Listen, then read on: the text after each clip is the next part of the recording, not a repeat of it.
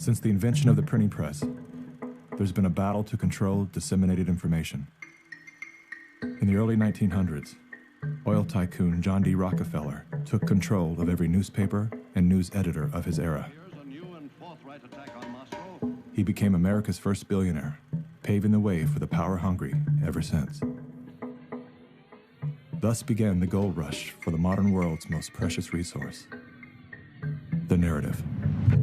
Do you have any people being paid by the CIA who are contributing to a major circulation American journal? During a Senate committee investigation, it was revealed that the CIA had been conducting a covert operation to infiltrate and control U.S. media. They called it Operation Mockingbird. We do have people who submit pieces to American journals. Do you have any people paid by the CIA who are working for television networks? This, I think, gets into the kind of details, Mr. Chairman, that I'd like to get into in executive session. Over 3,000 CIA contracted and trained operatives were placed in key positions within top media outlets. Posing as editors and journalists, these well-paid actors never dared to question the effect of their lies on the world beyond their cozy studio. How often does the CIA manipulate the media in this way? It goes beyond your wildest imagination. Setting up student organizations so they could draw radical students in. 5,000 university professors co-opted to help the CIA manipulate people's minds. Journalists in the U.S., including big-name journalists, co-opted to function routinely to help the CIA put out stories and biases to the world. As this 1952 CIA memo says, the aim is controlling an individual to the point where he will do our bidding against his will. It's a great brainwashing process to change the perception of reality of every American to such an extent no one is able to come to sensible conclusions in the interest of defending themselves, their families, their community, and their country. Would you say that continues today? Well, I would think probably for a reporter it would continue today, but because of all of the revelations, I think you've got to be much more careful about it. So how do we know that Operation Mockingbird still isn't in effect? Well, we don't. It was the Telecommunications Act of 1996 that opened the door for predatory corporations to monopolize the industries of print and broadcast. This bill protects consumers against monopolies.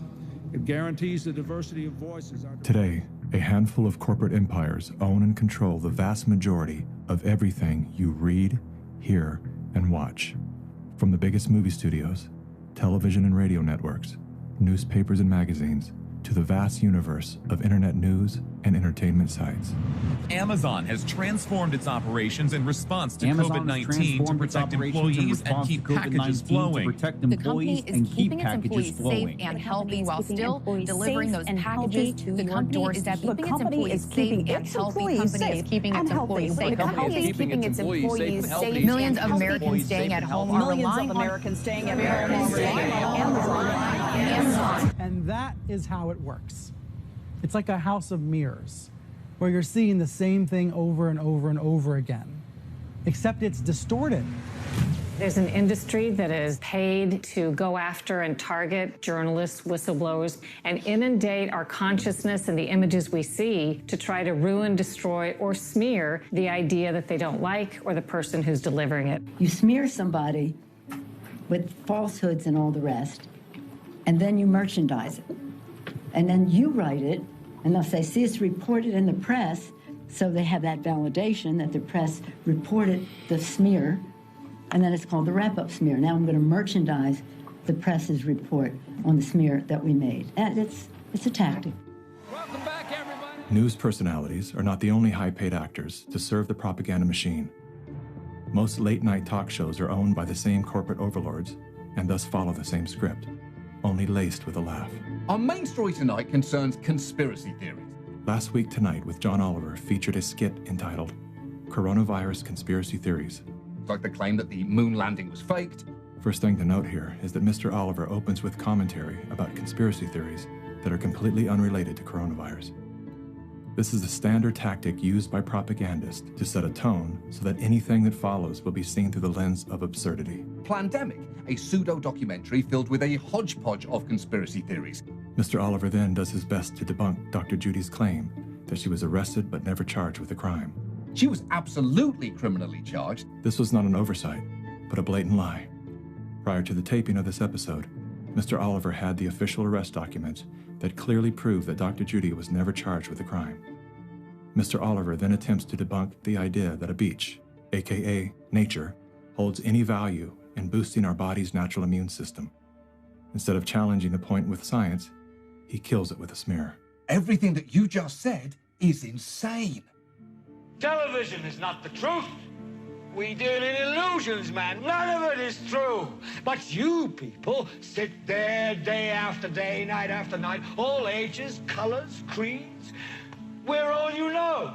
You're beginning to believe the illusions we're spinning here. You're beginning to think that the tube is reality and that your own lives are unreal. This is mass madness, you maniacs.